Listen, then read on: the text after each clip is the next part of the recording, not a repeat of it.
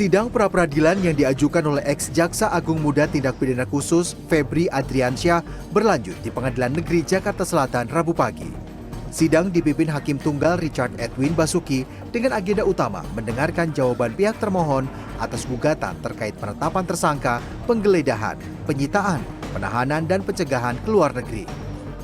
Dalam jawaban kuasa dari Korps Pemberantasan Tindak Pidana Korupsi Kortas Tipikor di persidangan menegaskan penggeledahan dan penyitaan terhadap sejumlah aset dari Febri Adriansyah telah sesuai prosedur formil atas izin pengadilan. Selain itu, penggeledahan dan penyitaan juga dinilai relevan dengan dugaan kasus tindak pidana korupsi PT Asabri, Jiwasraya, dan dugaan korupsi batubara yang tengah diselidiki. Sementara itu, penetapan tersangka juga disebut telah didahului proses penyelidikan yang sah.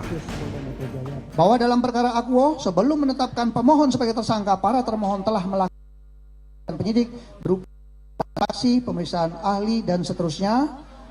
Keseluruhan hasil penyidikan tersebut selanjutnya penilaian melalui gelar perkara di 2026 yang pada pokoknya menyimpulkan bahwa telah terdapat sekurang-kurangnya 2 alat bukti yang sah dan saling bersesuaian yang mengarah kepada dugaan keterlibatan pemohon dalam tindak pidana yang sedang disidik, sehingga secara hukum telah terpenuhi alasan untuk menetapkan pemohon sebagai tersangka.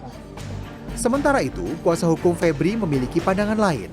Ini dilakukan dengan cara membuat secara global, yaitu tindakan TPPU pencucian uang dari tahun 2018 sampai tahun 2026.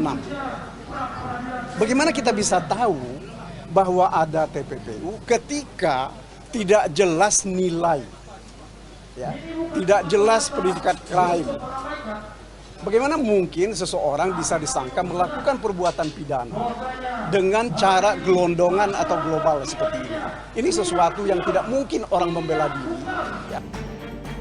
10 Juli 2026, Polri menetapkan Febri Adriansyah sebagai tersangka kasus dugaan korupsi dan tindak pidana pencucian uang atau TPPU dengan barang bukti emas seberat 74 kg dan uang 543 miliar rupiah.